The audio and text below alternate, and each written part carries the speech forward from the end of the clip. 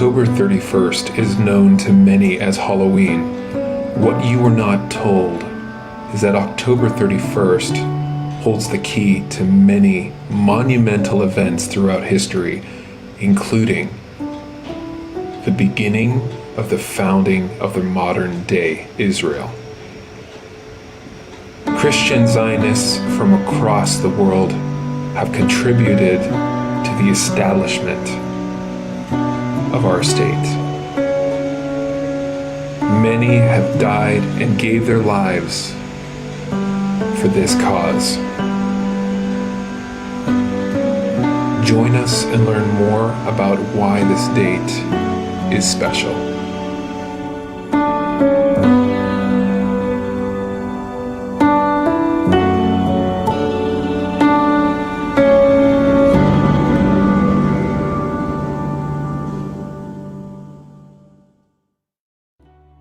It's phenomenal to imagine that in 1917, on October 31st, you have two major events which led to the rebirth of Israel happening on the same exact day. Of course, that's those Anzac light horse battalions, British Empire against Turkish Empire. At the same time, you have this drafting of the Balfour Declaration, also 1917, October 31st.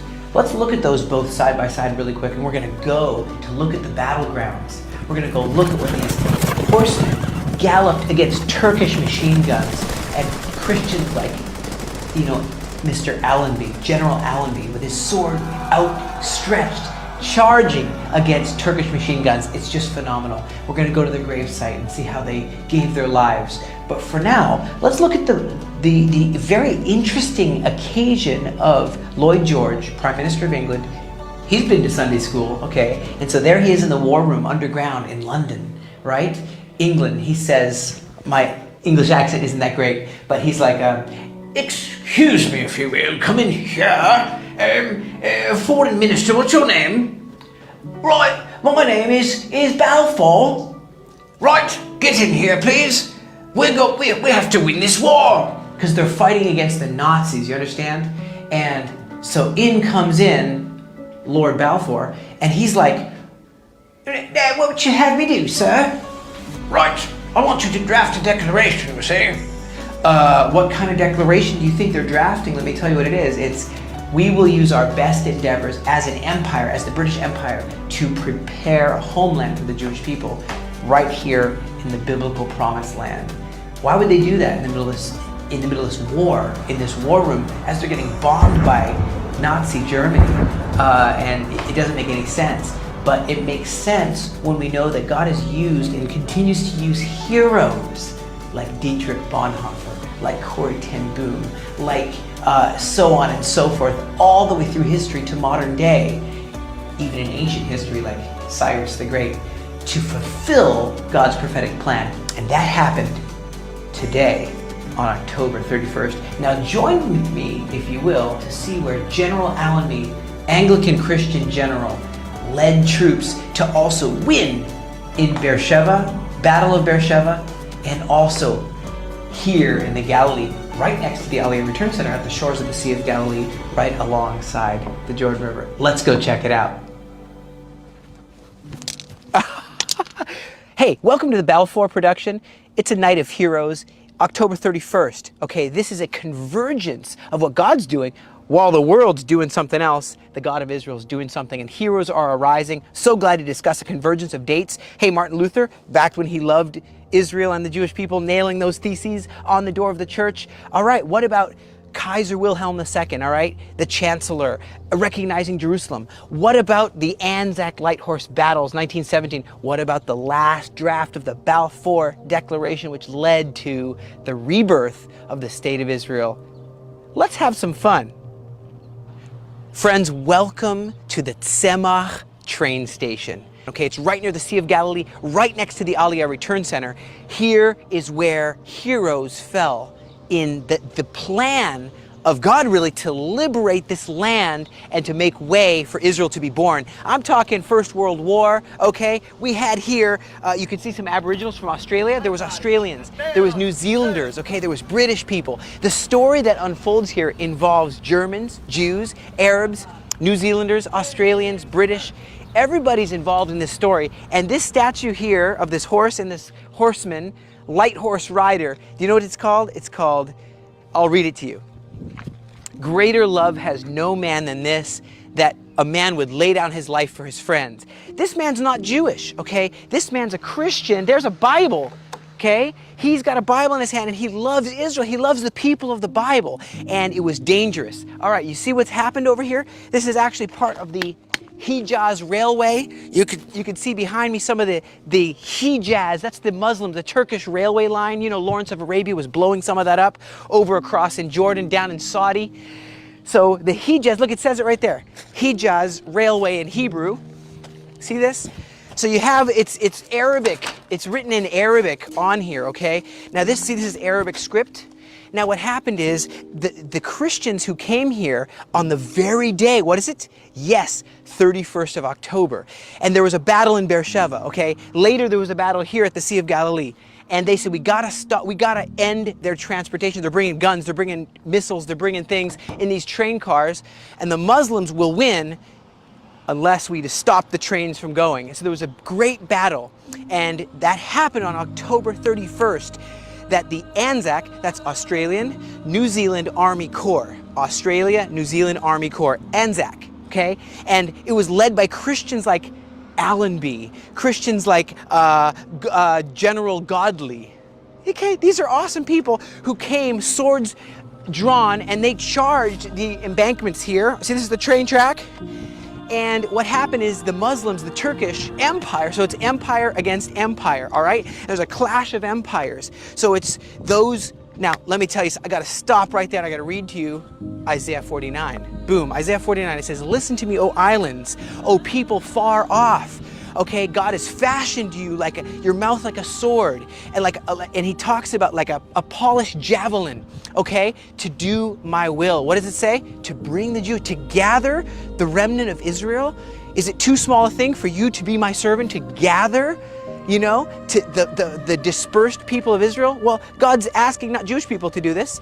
He's asking for people who know the Messiah to be part of this. So these people were Christians, okay, they were Anglicans and whatnot, and they came from the islands afar off. New Zealand, Australia, the British islands, right? And attacked here, and you had the Muslims with machine guns like this. I mean, they had the one that goes like this. And you know what they said? They said, General Allenby, he says, now charge. And he just took out his sword and he led these horsemen. The last time horses were ever used in a battle, and they charged against the machine guns. 74 of them died right here in the Galilee, many more in Beersheba, but they won. And an empire of the Muslims fell, and the Turkish Empire was ended. British Empire was instated, but you know, it was being drafted, as I said earlier in the studio. What was being drafted on the very day, October 31st?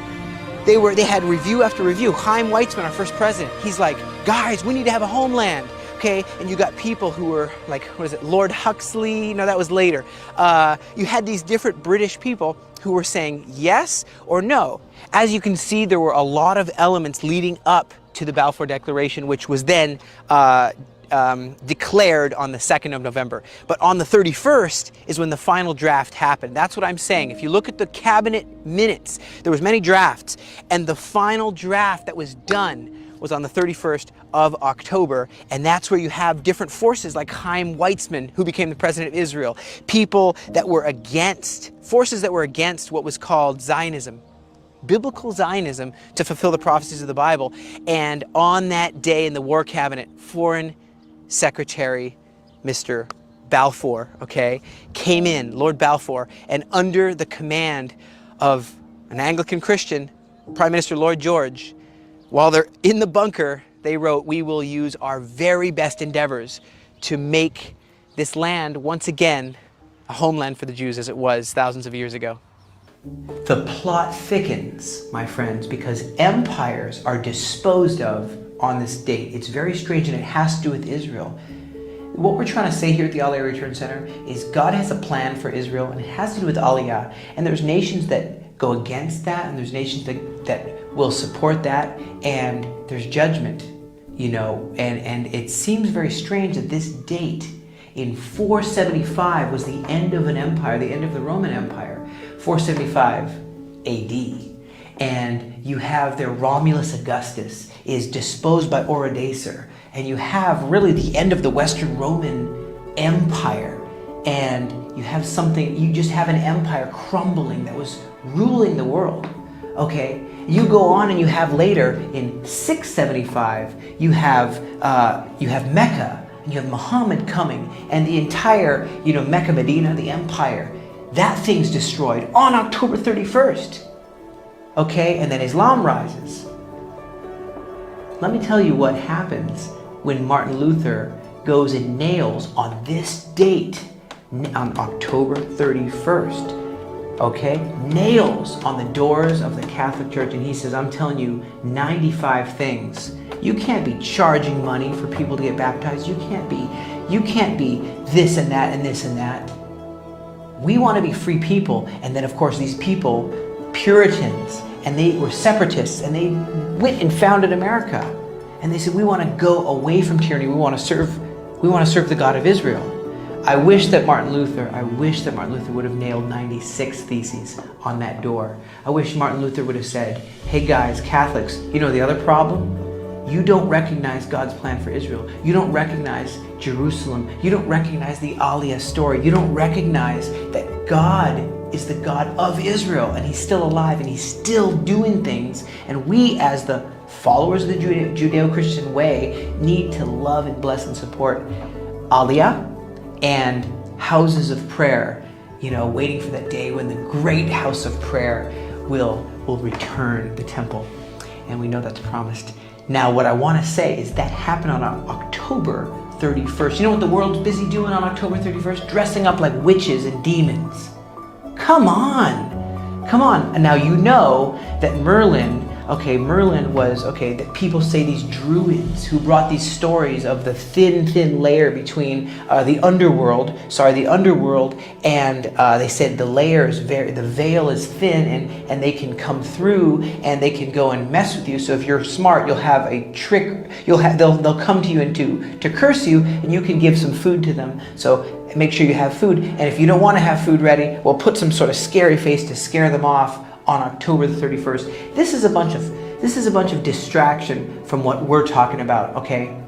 I don't care if Merlin was a druid. I don't care if even that was out of Israel, out of Jeroboam's kingdom, doing this stuff in the groves and this false worship, okay? We're coming back to a clear line. Who's going to do false stuff, fake news, and who's going to do real news, okay? Jeroboam and all those people, some people say that they became the Druids and they got kicked out and they went into Europe and they started all these fake, false worship things. Well, let me tell you what, the real God of Israel lives, and He's got a plan for you and He's got a plan for me. We at the Aliyah Return Center are part of His prophetic plan, written all throughout the Bible, and it has the word, this promise of the return of the Jewish people, and we're here to help them. The Aliyah Return Center was founded to help the sons and daughters of Abraham in making their Aliyah, their return to the Promised Land, while at the same time educating nations from across the globe to the biblical significance of supporting Aliyah and being trained as ambassadors for Israel, practically applying the prophetic scriptures. Throughout the years as a charity, we've been able to help thousands of immigrants return and be integrated into this land by providing them complimentary lodging and a whole lot more. To find out more and to participate, go to aliyahreturncenter.com today. When I think of heroes, I think of people like Blackstone, like Corrie ten Boom, people like Dietrich Bonhoeffer, and people like the Anzacs. I mean, look at these mortar holes, huh? Look at how they gave their life. I mean, here, I think 75 lives were lost just in this place in the Galilee. I'm not even talking about the Beersheba battle. But you could sort of see how some of the refugees, some of the fighters traveling. It's amazing to see how heroes can arise, and the heroic deeds that they do shapes generations to come. And people now are only discovering the heroism of people. Like, you remember this Hijaz bridge? It's just over there, over the Jordan River, on the lowest place, 257 meters below sea level, over the Jordan River. You have later the Palmach, the Irgun, the Lehi, the Haganah, but the Palmach went and blew this up in the night of the bridges and helped actually win a war. It's amazing to see the different things which led to the birth of Israel. Imagine with me for a minute that it is 1917 again, huh? It's the very day, October 31st, that Martin Luther nailed the theses on the church door. It says, enough's enough. The very day, the very time when Kaiser Wilhelm was in Jerusalem saying, we respect, as then a world power, we respect Jerusalem. Imagine it's the very, very day of, the overthrow of the Roman Empire. Imagine it's that day now, which is the very day of the Battle of Beersheba, October 31st, 1917. Okay, the very day where that war cabinet is busy writing the Balfour Declaration, okay? That's now. And you have Edmund Allenby, okay, general, Christian, leading the charge, all right, with the Australians, with the New Zealanders, all for Israel to be born, all right? You know what happened is, there was the 4th Division of the Light Horse Brigades and the 12th Division, and guess what? They were out of water. It's the last time horses were used in a battle. And so they had swords drawn, and these horses charged on their own. It's in the history books. They were looking for the water. They wanted to get to the water. And they actually got there, cutting off the Turkish Empire troops. And they won the battle, in short. The battle that happened here near the Sea of Galilee was later.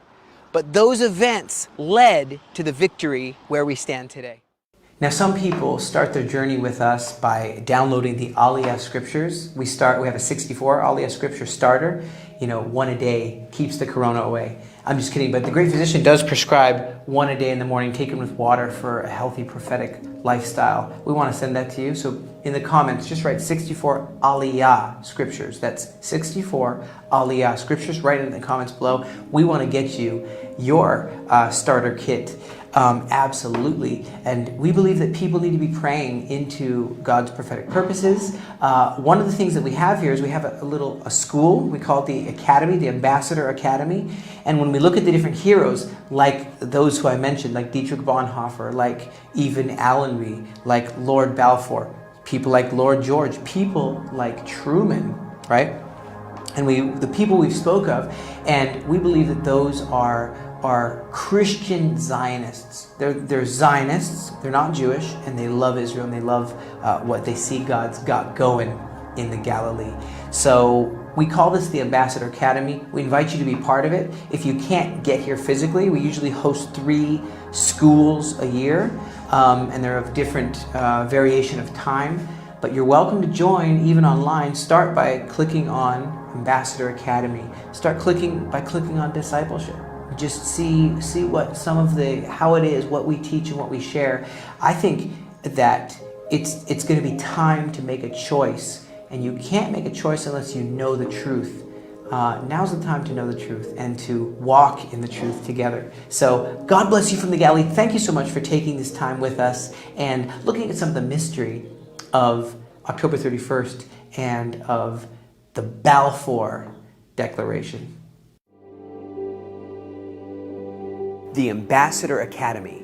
We've provided this educational experience like none other to equip, just as Jesus Yeshua equipped the disciples, to equip leaders from around the world to understand what God is saying as it relates to Israel. Yeshua spoke in Acts chapter 1, verse 8 and said, "You will be my witnesses in Jerusalem, Judea, Samaria, and the ends of the earth." We can't forget the first 3.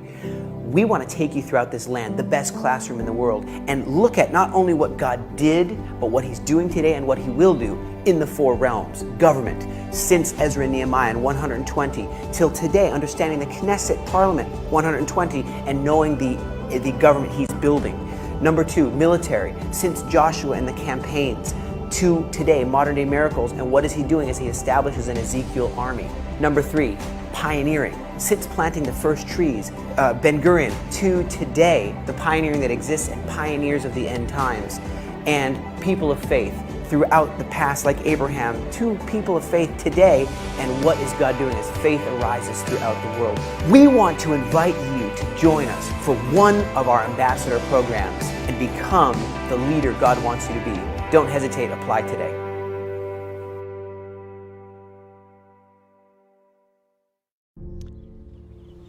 Welcome to the Great Rift Valley. Yes, it's all volcanic. It's the Great Rift. It goes all the way down to Kenya.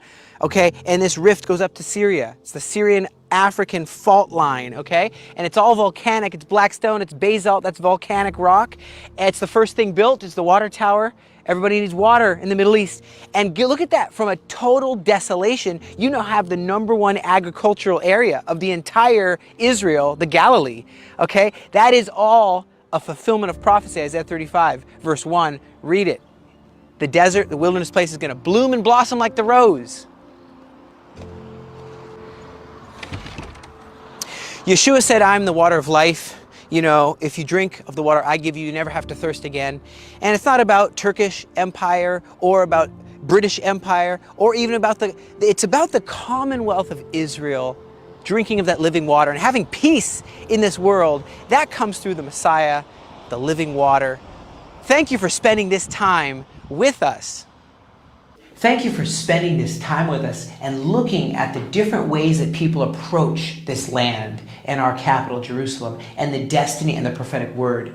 It's interesting to say, how will we rank in our, portion of history, in our unfolding prophetic destiny? Well, today, on October 31st, I want you to think of nothing else but God's prophetic plan and how we together can continue to fulfill the outworking of His destiny for each one of us as sheep nations. And it doesn't sound initially attractive, sheep nations, but they're the ones who hear and love the shepherd's voice and follow where he leads. So let's be sheep nations working together with Israel, together as this moment, heroes of today arise and say, we stand with, we bless, we are part of helping with Aliyah and helping with the return and restoration of the Jewish people to the land of Israel.